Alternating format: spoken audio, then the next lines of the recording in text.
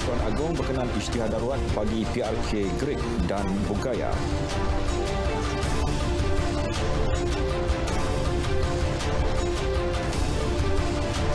Penjana Kerjaya bantu lebih 120,000 pencari kerja.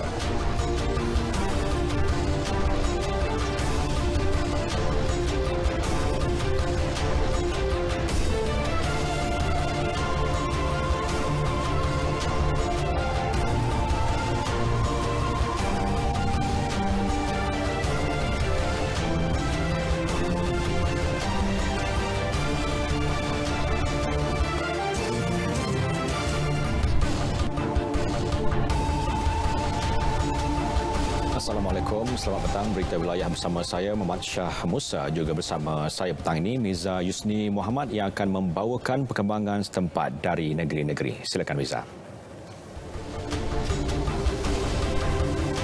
Langsung petang ini kita mulakan dengan perkembangan dari Sabah bersama Muhammad Dia Sahlan dan antara tumpuan rakyat sambut baik cadangan tambah pembelian bekalan vaksin COVID-19. Dan selepas itu kita ke Bumi Kenyalang bersama Firdaus Arashi Idris dan antara fokus utama memantapkan sistem penyampaian Kerajaan Negeri Sarawak perlu berani teroka teknologi baharu. Dan akhir sekali kita ke Selangor bersama Samsia Samsi yang membawa paparan masalah yang dihadapi penduduk akibat loji kumbahan tidak diselenggara. Jadi kita kembali bersama Syah untuk laporan utama berita wilayah petang ini. Silakan.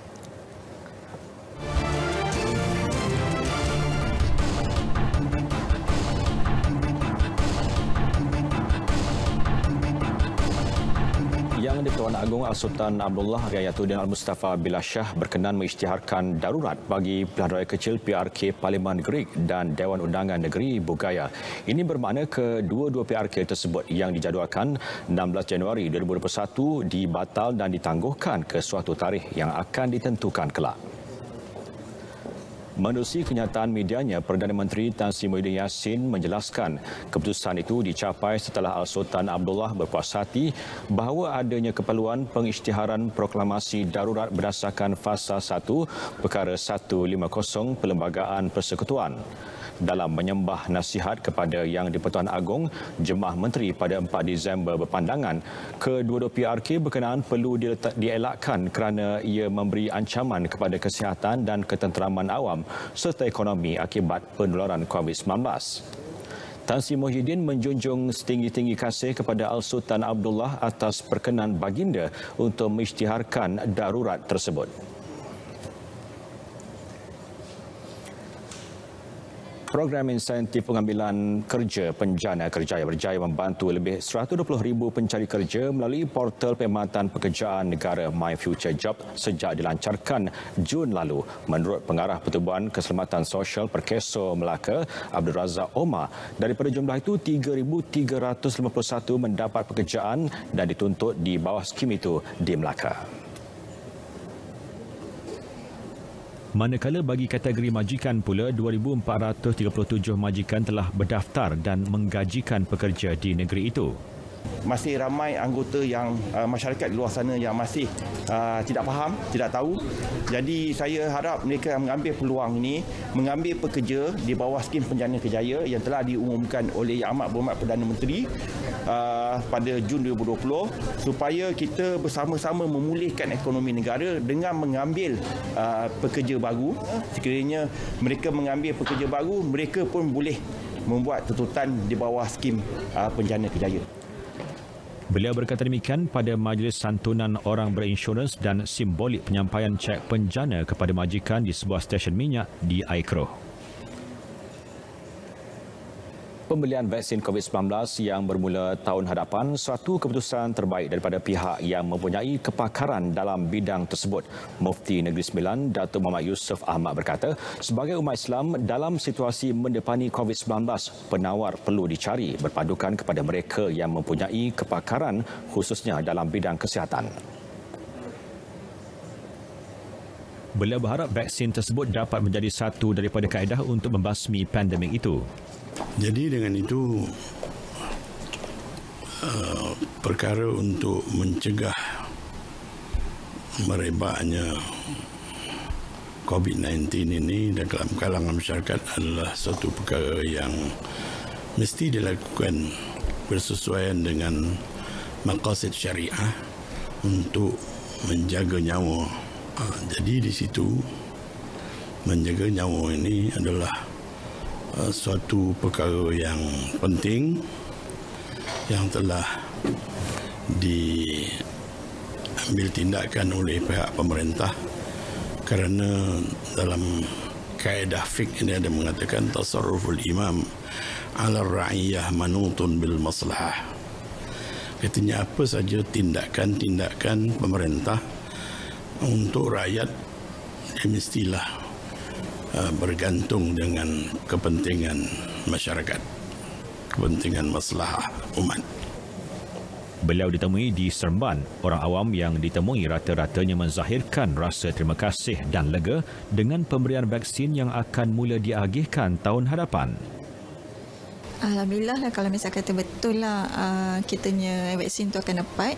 So kalau boleh keseluruhan rakyat Malaysia pun akan dapat hasil yang sepatutnya lah. Vaksin tu boleh dapat untuk keseluruhan rakyat. So rakyat tak perlu risau lagi. Harapan saya bila vaksin ni ada, insya-Allah mungkin rakyat Malaysia yang dijangkiti ini kita boleh diubati lah. Dan mudah-mudahan vaksin yang telah diselidik ini mudah-mudahan dapat digunakan dan insya-Allah boleh memberikan manfaat kepada semua. Secara jujurnya saya rasa amat bersyukur dengan boleh kita dikatakan berita baik lah yang vaksin akan mula diedarkan pada tahun hadapan. Dan mungkin dengan adanya vaksin ini dapat membantu mengurangkan jangkitan ya. Terima kasih kepada Perdana Menteri kita Tan Sri Muhyiddin Yassin, Kementerian Kesihatan Malaysia yang banyak membantu dan menangani kes-kes COVID yang ada di Malaysia ni, dan usaha-usaha yang dibuat oleh MOSTI untuk menguruskan pemberian vaksin kepada rakyat Malaysia semua. Bagi mengetahui laporan cuaca terkini, kita terus saja ke Map Malaysia bersama Azira Samsudin. Silakan. Assalamualaikum dan salam sejahtera. Met Malaysia telah mengemas kini amaran angin kencang dan laut gelora.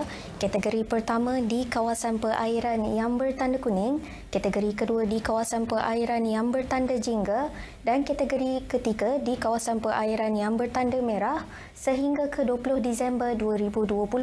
Amaran angin kencang dan laut gelora ini turut melibatkan kawasan perairan di negeri Kelantan, Terengganu, Pahang, Johor Timur, Sabah Barat, Sabah Timur dan juga Labuan. Keadaan ini adalah berbahaya kepada bot-bot kecil termasuk aktiviti perkapalan dan juga aktiviti menangkap ikan. Seterusnya, menerusi paparan imej radar semasa, dapat diperhatikan hujan berseterbuk petir kini berlaku di kesemua negeri Semenanjung dan keadaan ini diramalkan boleh berlanjutan sehingga ke awal malam nanti. Selain itu, dijangkakan hujan lebat berpotensi untuk berlaku di negeri Kelantan, Terengganu, sebahagian negeri Pahang dan juga Johor. Oleh itu, Met Malaysia telah pun mengeluarkan amaran cuaca peringkat waspada bagi negeri yang terbabit sehingga ke 18 Disember ini. Selain itu, Met Malaysia turut mengeluarkan amaran cuaca peringkat waspada bagi negeri Sabah yang melibatkan bahagian Kudat, Sandakan dan juga Tawau yang akan bermula pada 18 sehingga 19 Disember ini. Oleh itu, orang ramai dinasihatkan supaya sentiasa berwaspada khususnya kepada mereka yang tinggal di kawasan yang berkedudukan rendah. Untuk tinjauan cuaca semasa di negeri Sabah dan Sarawak pula, hujan berseterbuk petir juga kini sedang berlaku di hampir kesemua bahagian di kedua-dua negeri berkenaan. Keadaan ini juga diramalkan boleh berlanjutan sehingga ke awal malam nanti. Sekian sahaja info cuaca pada petang ini. Saya Azira Samsudin. Assalamualaikum.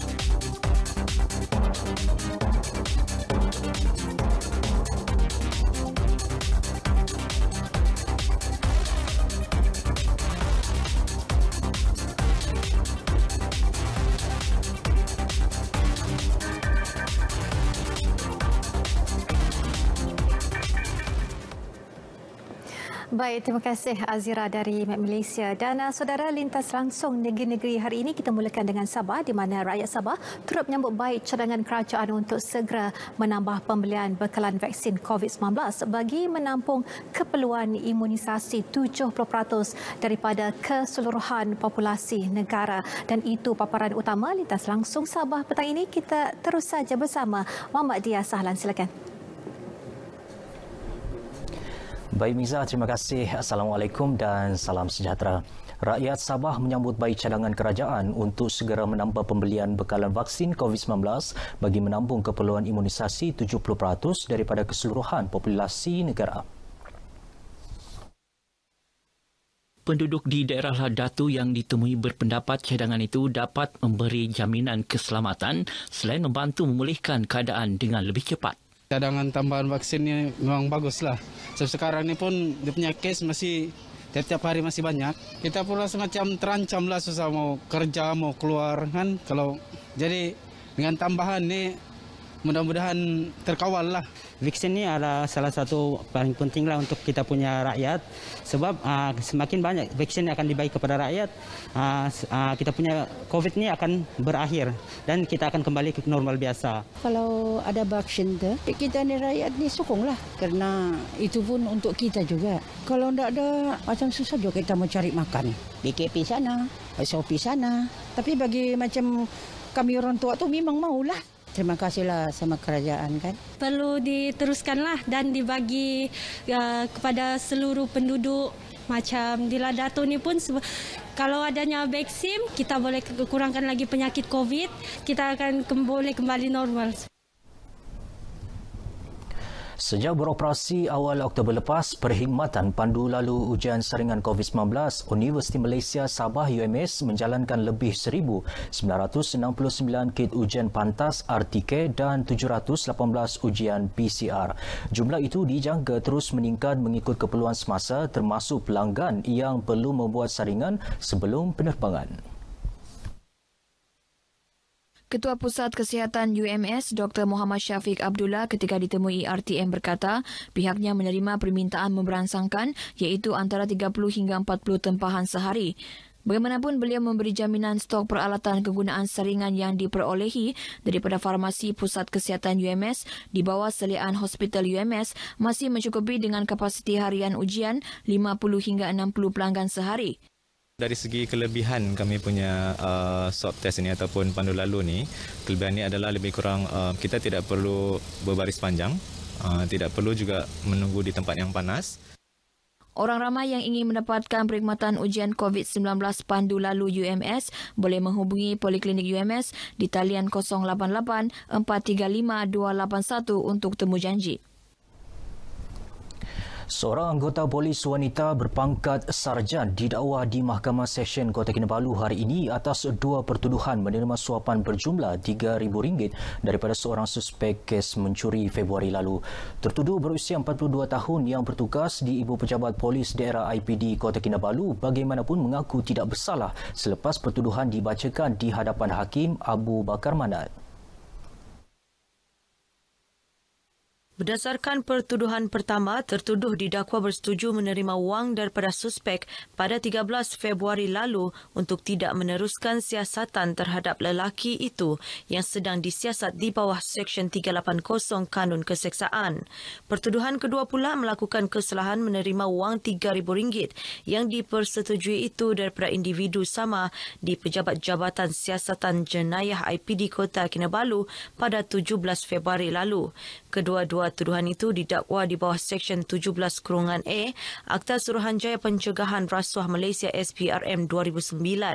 Jika sabit kesalahan, tertuduh boleh dikenakan hukuman penjara sehingga 20 tahun dan denda tidak kurang 5 kali nilai suapan atau RM10,000 atau mana-mana yang lebih tinggi.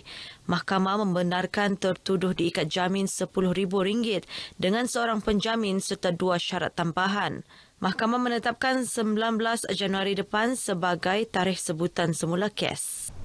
Baik, sekian berita dari Sabah petang ini. Bersama-sama mencegah penularan COVID-19, kita mesti menang. Kembali semula bersama Miza di Angkasa Puri. Silakan Miza. Baik, terima kasih Dia. Terus ke teknologi baru pengemas sistem penyampaian kerajaan negeri dan program Jihad Dadah PDRM akan diperluas dan itu antara fokus utama dari Bumi ke Nyalang. Jadi kita langsung ke Kuching bersama Firdaus Arash Idris. Silakan Firdaus. Terima kasih Meiza. Assalamualaikum dan salam hormat. Sarawak perlu berani menerokai teknologi baru dalam mengemaskan sistem penyampaian kerajaan negeri. Ketua Menteri Datuk Patinggi Abang Johari Tun Openg berkata, usaha itu menuntut pembangunan inovasi dan modal insan yang berkualiti. Jelasnya dalam era digital ini, rakyat tiada pilihan selain mengadaptasi teknologi baru seperti Sarawak Pay yang telah memberi manfaat besar kepada masyarakat. Yang menyaksikan perkembangan pesat teknologi yang perlahan-lahan menggantikan tenaga manusia. Penghasilan produk atau perkhidmatan berteraskan inovasi perlu dijajarkan dengan keperluan dan kehendak masyarakat pada masa kini dan akan datang. Datuk Patinggi Abang Johari menyatakan demikian ketika berucap dalam Majlis Anugerah Konvensyen Inovasi 2020 Perkhidmatan Awam Sarawak di Pusat Konvensyen Borneo Kuching.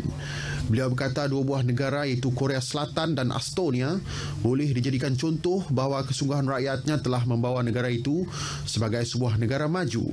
Dalam majlis tersebut, Anugerah Inovasi Ketua Menteri Sarawak dirangkul Jabatan Tanah dan Survey bagi kategori Jabatan Negeri, manakala Jabatan Kastam Diraja Malaysia memenangi kategori Jabatan Persekutuan.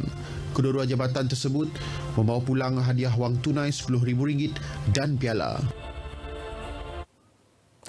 Program Jihad Dadah Polis Diraja Malaysia PDRM akan diperluas di semua daerah di Sarawak sebagai langkah membantras penyalahgunaan dadah dalam kalangan belia. Pesuruhjaya Polis Sarawak Datuk Aidi Ismail berkata, usaha mengurangkan jumlah penagih dadah tegar perlu digerakkan secara bersepadu di semua peringkat dengan diterajui PDRM bersama komuniti setempat serta agensi yang terlibat. Jelasnya, usaha tersebut penting memandangkan penagih tegar adalah antara punca yang mempengaruhi remaja dan penagih baharu di kalangan belia walaupun mereka mempunyai peluang dipulihkan melalui program pemulihan. Datuk Aidi berucap melancarkan program Jihad Dadah Kontijen Sarawak di Dewan Terbuka Kampung Gedong Simunjan.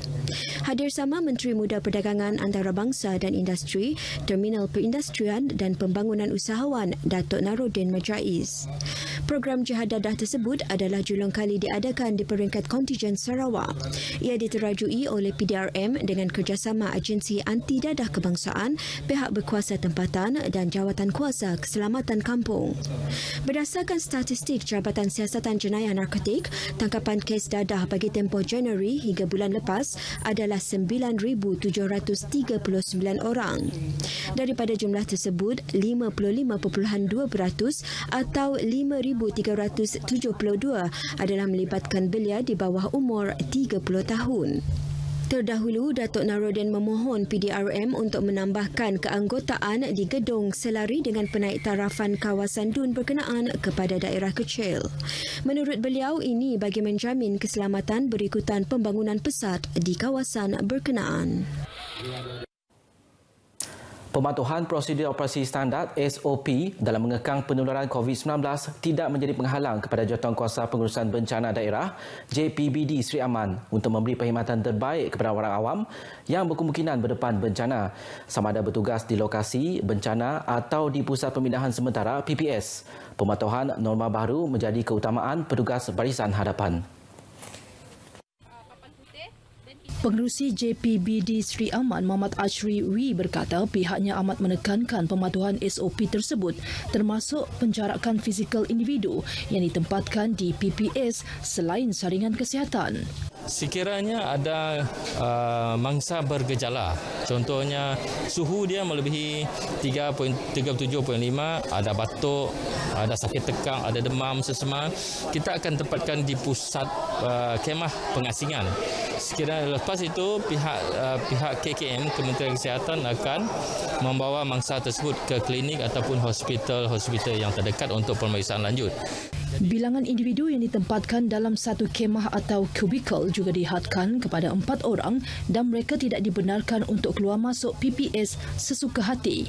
Muhammad Ashri ditemui dalam program simulasi pembukaan pusat pemindahan sementara secara norma baharu dalam mendepani monsun Timur Laut peringkat daerah Sri Aman. Sementara itu, pelbagai persediaan menghadapi sebarang bencana susulan monsun Timur Laut ketika ini, JPBD Sri Aman telah mengenal pasti 39 PPS di daerah Sri Aman. Logistik dan kelengkapan lain daripada semua agensi terlibat juga sudah dipastikan mencukupi dan sedia untuk digerakkan pada bila-bila masa.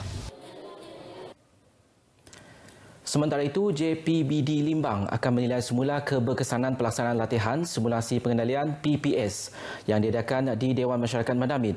Penolong Pegawai Daerah Limbang yang juga Wakil Pengerusi JPBD Limbang, Hamidah Halpi berkata, latihan simulasi itu dapat mengenal pasti beberapa kelemahan agar dapat ditambah baik. Objektif utama program ini adalah untuk mengenal pasti kekurangan dan kelemahan yang boleh kita tambah baik, ditambah dalam keadaan COVID-19. Pusat pemindahan sementara pun dia kena mematuhi SOP. Jadi setelah selesai kita buat program simulasi, saya berharap semua agensi lepas ni kita akan ada postmortem. Kita akan buat penilaian semula dan penambahbaikan. Jelasnya bencana berlaku tidak kira masa, justru menuntut semua agensi terus bekerjasama dan bersedia. Beliau ditemui media selepas meninjau latihan simulasi PPS di Dewan Masyarakat Mendamit di Limbang. Terlibat dalam simulasi tersebut Jabatan Kebajikan Masyarakat Limbang, Polis, Bomba dan Penyelamat, Angkatan Pertahanan Awam Rela, Pejabat Kesihatan Bahagian Limbang, Pejabat Residen dan Pejabat Daerah Limbang. Masyarakat Orang Ulu di negeri ini perlu memanfaatkan sepenuhnya bangunan pusat kebudayaan Orang Ulu dalam mengembangkan lagi potensi masyarakat itu dalam aspek ekonomi, sosial, adat dan budaya selari dengan agenda pembangunan negara. Timbalan Speaker Dewan Undangan Negeri Sarawak, Datuk Grawat Gala berkata, selain menjadi bangunan ikonik di bahagian Miri, pusat kebudayaan itu adalah platform membantu masyarakat Orang Ulu meningkatkan sosioekonomi mereka. Datuk Gerawat yang juga penasihat Persekutuan Persatuan Orang Ulu Sarawak Forum berkata, pembinaan bangunan pusat budaya dan ibu pejabat forum itu menelan kos RM25 juta. Fasa pertama pembinaan melibatkan ruang pejabat untuk 9 persatuan ahli forum selain galeri menempatkan lambang-lambang kebudayaan, sejarah dan ikon-ikon kaum Orang Ulu serta ruang dan kemudahan penganjuran acara kebudayaan, pameran dan promosi kraftangan serta produk masyarakat Orang Ulu, manakala fasa kedua merangkumi bangunan hostel dan ruang niaga. Beliau menyatakan demikian ketika berucap dalam majlis pecah tanah bangunan tersebut yang disempurnakan Ketua Menteri Datuk Patinggi Abang Johari Tunopeng di Miri. Para pemimpin masyarakat Orang Ulu yang ditemui menzahirkan rasa syukur dan terima kasih kepada kerajaan dengan pembinaan bangunan tersebut. Kita berharap dengan adanya pusat ini nanti sebagai resource center kita untuk sama-sama kita bersatu. Selain daripada kita menghidupkan budaya ataupun kita preserve our culture. Inilah projek untuk masyarakat Orang Ulu yang paling besar sekali. Jadi kita tidak ada kata-kata yang lebih selain mengucapkan terima kasih kepada Yang Berhormat Ketua Menteri Abang Johari yang begitu prihatin.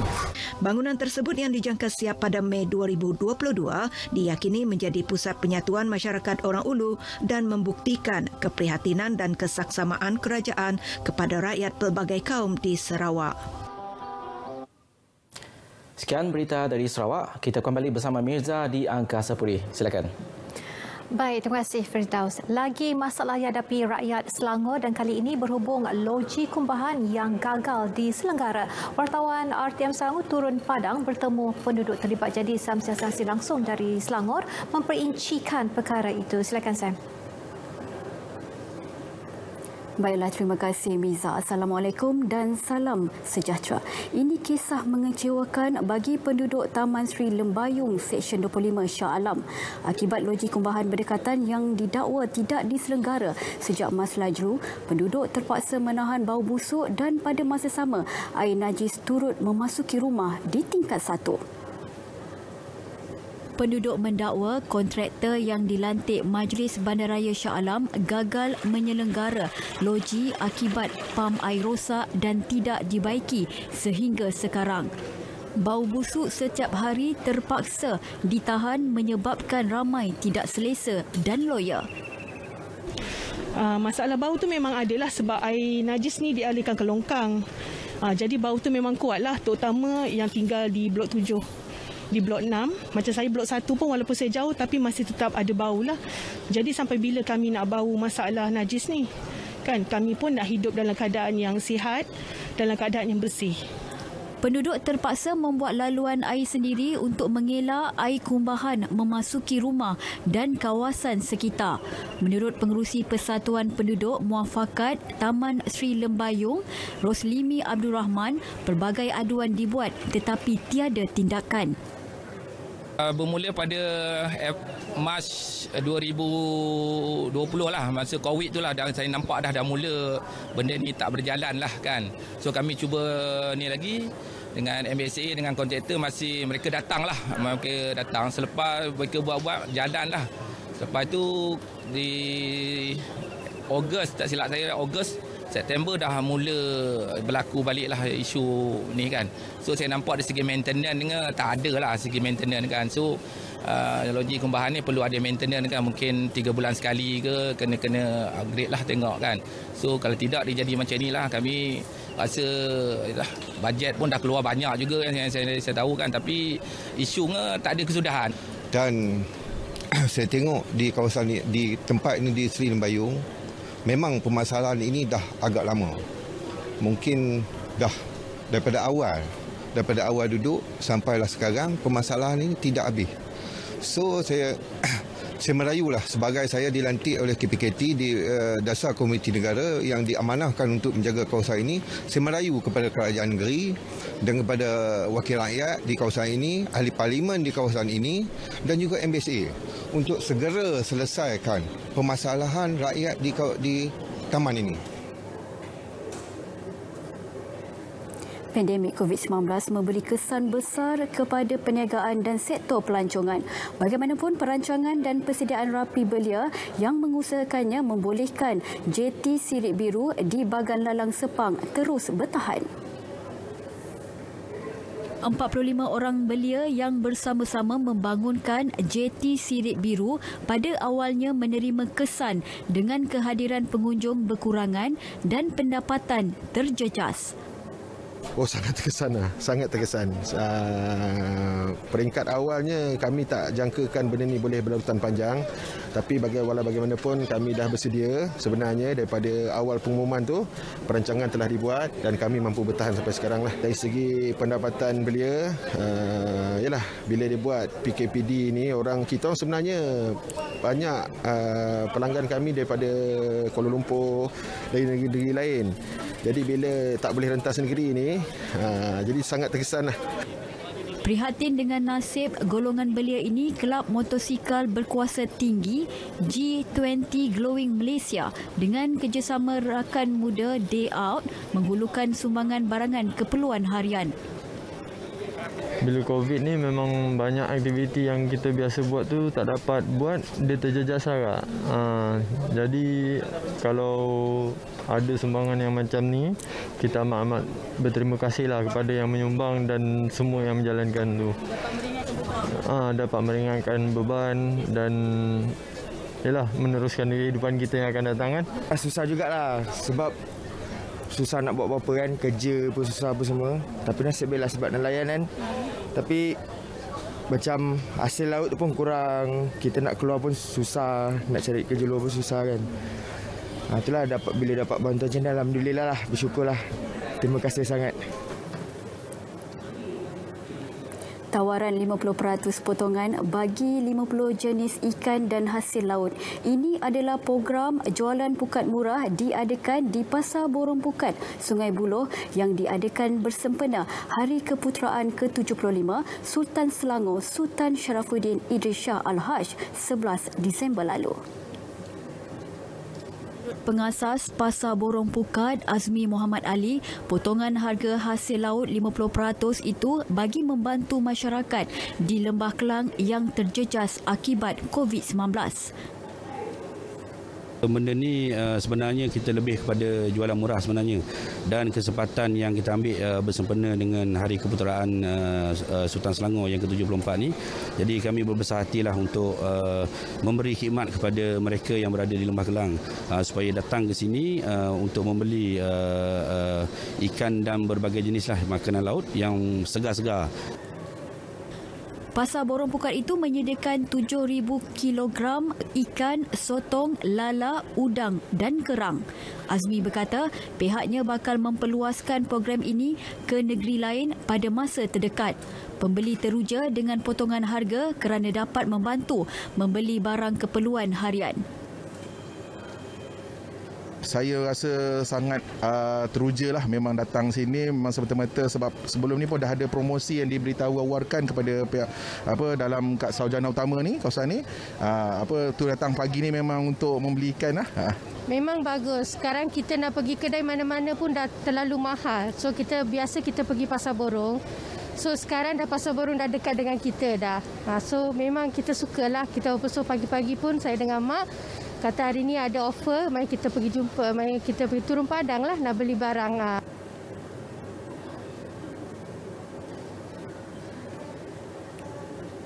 Sekian saja berita dari RTM Selangor, kembali kepada Miza. Baik, terima kasih. Pihak berkuasa Labuan sudah mengenal pasti beberapa lokasi menarik untuk dijadikan sebagai destinasi pelancongan baru selaras usaha merancakkan ekonomi wilayah itu. Laporan wartawan Rosila Jos. Wilayah Persekutuan Labuan merupakan salah satu lokasi pelancongan berteraskan sejarah dengan adanya Menara Chimney dan kubur Perang Dunia Kedua. Selain itu, pulau ini juga sebenarnya mampu dijadikan pulau pelancongan berpaksikan eko-komuniti pelancongan. Ketua Pegawai Eksekutif Perbadanan Labuan Dr. Farid Akmal Osman berkata, beberapa lokasi yang bakal memberi impak terbaik bagi pembangunan sektor pelancongan sudah dikenal pasti. Ia berupaya memulihkan ekonomi Labuan yang terjejas dengan keadaan semasa pandemik COVID-19. Perbadanan akan cuba usahakan mendapatkan bajet daripada YB Menteri Wilayah dan juga YB Menteri Kementerian Pelancongan untuk kita bangunkan sektor pelancongan di Labuan. Antara lokasi yang dikenal pasti batu layar-layar atau batu larai-larai dalam dialek tempatan yang mempunyai keunikan iaitu hanya mampu dilihat apabila air surut. Juga Batu Ular dan Tanjung Kubong yang akan diwartakan sebagai kawasan geopark termasuk Kinabenua yang turut berpotensi dijadikan kawasan ekopelancongan melibatkan komuniti setempat. Selain membangunkan industri pelancongan, perancangan pembangunan ini juga bertujuan memberi manfaat kepada penduduk. Perbadanan sedang mengambil langkah untuk kita selaraskan dan juga mengeratkan lagi kerjasama dengan semua pemain-pemain sektor pelancongan yang ada di Labuan. Ini merupakan satu sektor yang boleh menjana pendapatan yang tinggi. Perancangan ini disambut baik masyarakat, khususnya komuniti yang tinggal berhampiran. Ini kerana ia memberi peluang kepada mereka untuk menjana semula ekonomi. Mereka berharap industri ini akan terus diberi keutamaan dalam tempoh pemulihan ekonomi tahun hadapan. Penularan pandemik COVID-19 nyata memberi impak yang sangat ketara kepada penduduk setempat khususnya kepada ekonomi mereka. Justru dengan adanya pembangunan bagi industri pelancongan pastinya memberikan mereka satu peluang untuk menjana pendapatan sekaligus membantu Labuan untuk menjadi sebuah hub pelancongan yang bukan sahaja dikenali di Labuan malah di luar Labuan. Rosila Jos, Berita RTM. Pengusaha feri dari Kuala Kedah ke Langkawi dan sebaliknya disaran menambah jumlah perjalanan sekiranya kekerapan sedia ada tidak cukup menampung jumlah penumpang yang semakin meningkat. Langkah itu juga bertujuan memastikan prosedur operasi standard SOP dapat dipatuhi dengan selesa. Pengerusi Jawatankuasa Pengangkutan Negeri Kedah Azman Nasruddin berkata saranan dibuat susulan jumlah pelancong ke Pulau Peranginan ini ketika ini meningkat 6 kali ganda selepas Perintah Kawalan Pergerakan Bersyarat PKPB ditamatkan lebih awal. Ketika ini, operator feri di laluan Langkawi, Kuala Kedah, Kuala Perlis telah meningkatkan kekerapan perkhidmatan bermula 11 Disember lalu. 4 kali sehari bagi perjalanan Kuala Kedah Pulau Langkawi dan 5 kali sehari bagi perjalanan Kuala Perlis Pulau Langkawi. InsyaAllah bila nampak permintaan tinggi, saya akan berbincang dengan syarikat-syarikat feri supaya kalau boleh ditambahkan lagi kekerapan jadual perjalanan tu. Suka atau tidak suka, aktiviti ekonomi ini mesti dirancangkan. Tapi kita harap rakyat dapat mematuhi SOP di dalam feri.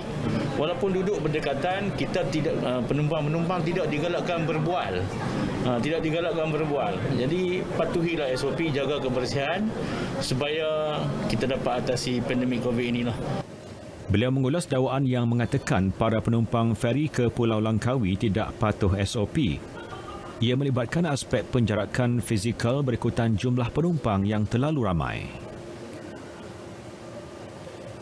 Perbadanan Pembangunan Sungai dan Pantai Melaka PPSPM mengatur strategi pemulihan untuk memajukan Sungai Melaka dalam tempoh 5 tahun akan datang. Ketua Pegawai Eksekutif PPSPM Datuk Murad Husin berkata antara strategi yang dirancang merangkumi usaha mewujudkan perkhidmatan baharu seperti taksi loncat-loncat krus, pasar terapung dan pakej Loveboat. Pihaknya juga merancang menambah aktiviti di hentian bot Melaka River Cruise MRC dengan pakej pit stop sebagai tarikan baharu. Katanya antara hentian terlibat termasuklah perkampungan tradisional Melayu, Kampung Morten dengan kerjasama Persatuan Homestay Melaka. Orang datang ke Melaka dulu banyak melihat kepada kesan-kesan sejarah dan lupa bahawa Sungai Melaka ini merupakan kesan sejarah. Di mana kalau masa dulu dilihat Sungai Melaka ini merupakan pelabuhan antarabangsa dunia.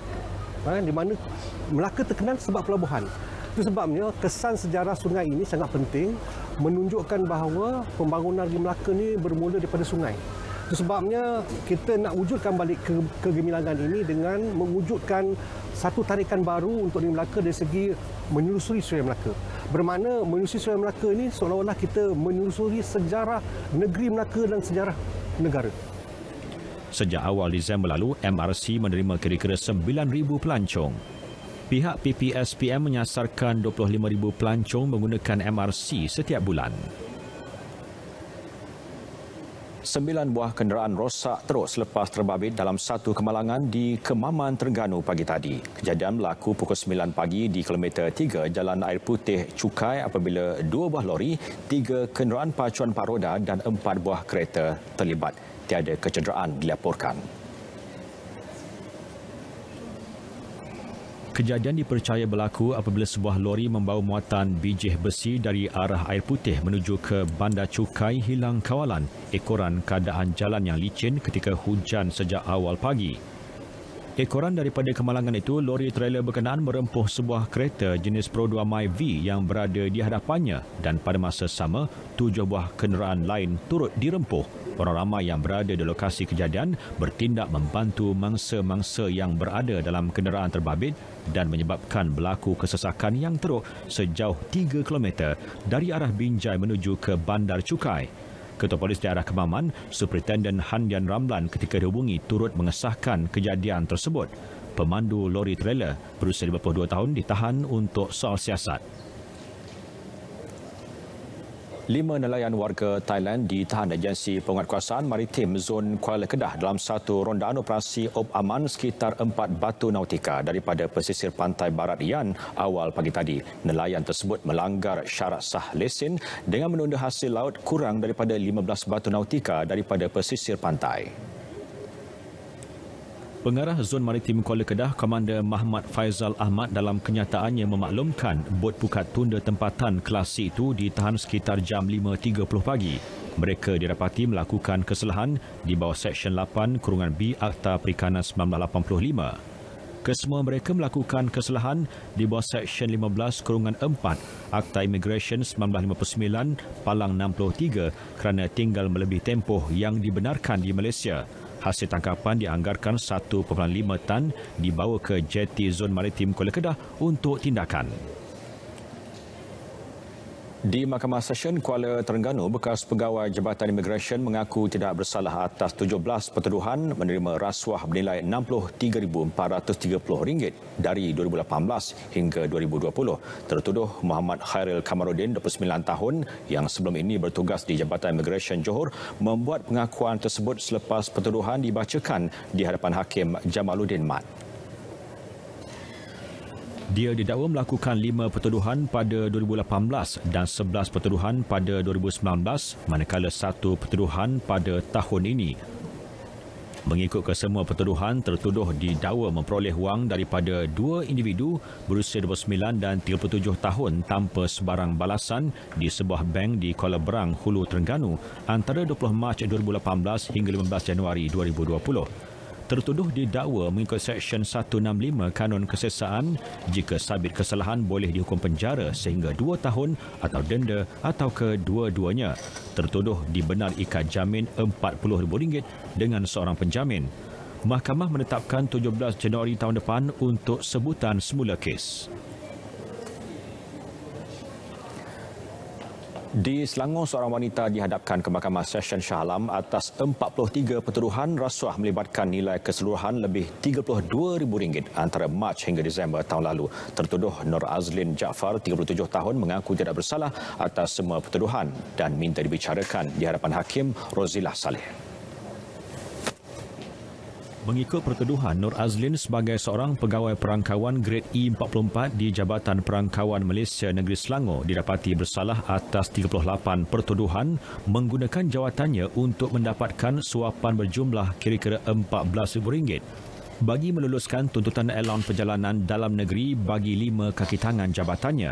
Nur Azlin juga berdepan dengan 5 lagi pertuduhan meminta suapan berjumlah RM18,731 dengan mengarahkan salah seorang kaki tangan menyediakan sebuah harga berkaitan projek pembekalan kontrak kepada 3 buah syarikat swasta termasuk 1 milik saudara lelakinya. Kesemua kesalahan itu dilakukan tertuduh di Jabatan Perangkawan Malaysia Negeri Selangor dari 21 Mac hingga 9 Disember 2019. Jika sabit kesalahan, dia boleh dihukum penjara tidak lebih 20 tahun atau denda tidak kurang 5 kali ganda jumlah suapan atau RM10,000. Mengikut mana-mana yang lebih tinggi, Hakim membenarkan tertuduh diikat jamin RM50,000 dengan seorang penjamin dan menetapkan 19 Januari depan untuk tarikh sebutan semula kes.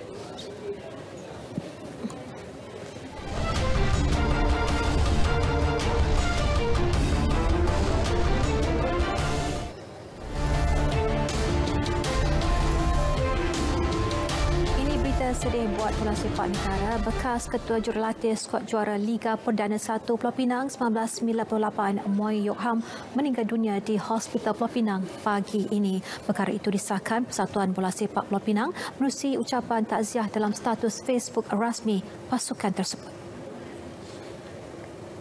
Yok Ham, 76 tahun, menjadi watak penting kejayaan skuad 1998 Pulau Pinang ketika menjuarai Liga Perdana 1 pada tahun tersebut. Antara pencapaian beliau adalah membawa anak buahnya menduduki tempat kelima dalam Liga pada tahun 1996 selain melangkah ke final Piala FA pada 1997 dan 2000. Yok Ham menjadi jurulatih Pulau Pinang dari tahun 1996 hingga 2000. Takziah buat keluarga mendiang.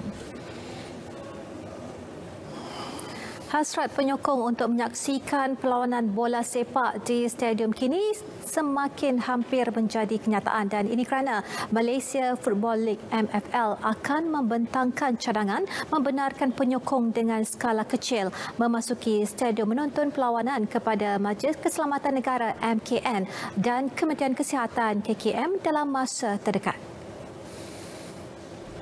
Presiden MFL Datuk Hamidin Muhammad Amin memaklumkan permohonan sebanyak 10% jumlah penonton daripada kapasiti stadium akan dibawa ke mesyuarat bersama Menteri Belia dan Sukan sebelum dibentang kepada MKN dan KKM.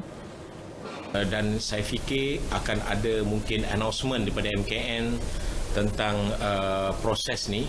Jadi sama-samalah kita tunggu. Jadi saya tak boleh tapi kita memang berurusan setiap hari untuk pastikan bola sepak ni kembali dan kembali dalam keadaan normal untuk menyokong. Beliau turut memaklumkan beberapa pertemuan bersama MKN dan KKM sejak awal Disember lalu adalah antara usaha MFL mencayakan gaya hidup norma baharu dalam kalangan peminat bola sepak. Saya kata dengan KM, elok you memahami apa ni MFL ni buat dan berapa kita rugi dan berapa, bukan kata rugi saja dan kelangsungan ni, kerana kita pun lihat di tempat lain pun bas dengan train pun semua orang boleh masuk. Beliau ditemui pemberita pada sidang media mesyuarat MFL dan rakan kongsi keempat di Putrajaya. Majlis Sukan Negeri Terengganu MSNT bersama Persatuan Lumba Basukan Negeri Terengganu PLPNT mengambil inisiatif menganjurkan satu perlumbaan kompetitif secara tertutup buat atlet mereka. Perlumbaan Kuala Terengganu Ride Challenge turut menjadi pentas penting buat atlet-atlet Terengganu mencari momentum kayuhan selepas lama tidak beraksi. Sebanyak 7 acara dipertandingkan dalam kejohanan tersebut, antaranya melibatkan saingan bagi kategori bawah 15 tahun dan bawah 18 tahun. Penganjuran yang berjaya menarik penyertaan keseluruhan seramai 200 pelumba itu juga menjadi medan persediaan buat pelumba negeri tersebut menghadapi Tamasya Sukan Malaysia Sukma Johor 2022. Dalam saingan tersebut, pasukan TSG berjaya menepati ramalan untuk muncul juara bagi kategori Pro Race. Pertandingan secara dalaman untuk mempertingkatkan dan juga memberi peluang kepada semua atlet kita yang selama ini berlatih tanpa pertandingan untuk mengasah bakat mereka untuk mengurangkan rasa boring dalam mengadakan latihan setiap hari. Okay, untuk sekarang ni alhamdulillah kita dah akan ketandusan sebab rider-rider kita ni boleh dikatakan memang komitmen dia orang tu memang terbaik setakat ni. Ya Miza, main masa-masa itu antara aktiviti yang sinonim dengan kanak-kanak perempuan suatu waktu dahulu. Betul tu Syah, dan berbeza dengan adik kasih Atikah Basri 8 tahun memilih untuk bersahabat dengan haiwan peliharaan keluarganya sehingga mendapat gelaran Mokni Cilik Rombau. Jadi kita saksikan laporan yang telah disediakan Rashikin Harun. Saksikan. Terletak di Kampung Cempung Kecil, Rembau, Lagak Kasih Atikah, bak seorang pengembala berpengalaman dengan lebih 50 ekor lembu, 30 ekor kambing dan 60 ekor kerbau dijaga dan dilayan seperti rakan sepermainan. Kala ini kebanyakan kanak-kanak seusianya leka menonton rancangan kartun di televisyen mahupun bermain gadget. Namun tidak bagi Kasih Atikah Basri yang begitu lincah dan tidak kekok dalam mengendalikan lebih 50 ekor lembu seperti pengembala berpengalaman. Lebih mesra disapa Kasih atau adik dalam kalangan keluarganya, gembala cilik ini tidak ada rasa takut, malah dia mempunyai seekor lembu kesayangan iaitu lembu cacat yang diberi nama Serong kerana tidak dapat berjalan dengan baik. Dia kalau kita bawa garam dia datang. Lepas tu kalau waktu nak halau dia, kalau dia dekat situ tak bawa garam, lepas tu pukul lah dia. Lepas pukul tu, lepas tu ikat dia. Lepas tu kalau dah besok pagi tu, halau dia ke atas. Kalau nak ikat tu pukul 5. Dia sering mengikut bapanya, Basri Ibrahim, 41 tahun dan bapa saudaranya, Kamarudin Ibrahim, 31 tahun, ke kandang sejak kecil. Bapanya ketika ditemui berkata, anak bongsu daripada 4 beradik itu mula menunjukkan minat bermain dan bermesra dengan haiwan pada usia 6 tahun. Masa Kasih minat pada lembu ni pada umur dia 6 tahun lah. Kok saya masa tu halau lembu semua. Lepas tu kira 2 tahun ni dia dah mula jinakkan lembu ni semua. Mana okey lah buat masa sekarang ni. Makna dia akan protein pagi tu dia akan dalam pukul 10-11 kan dia pergi tengok lembu, akan lepaskan lembu. Makna lepaskan bagi makan lah. Biasa belah-belah petang kita macam biasa lah pukul 4 ke pukul 3 dah halau balik. Mana bagi garam petang-petang di kawasan sini lah.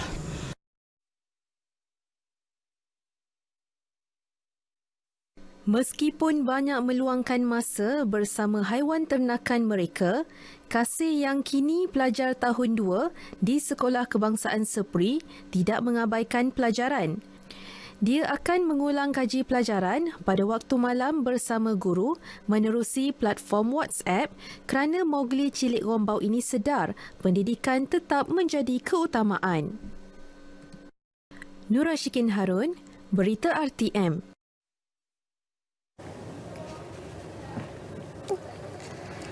Laporan itu tadi mengakhiri berita wilayah petang ini. Jangan lupa imbas My Sejahtera untuk rekod kemasukan premis yang dikunjungi. Bersama-sama kita cegah penularan COVID-19, kita masih belum menang. Assalamualaikum. Salam hormat.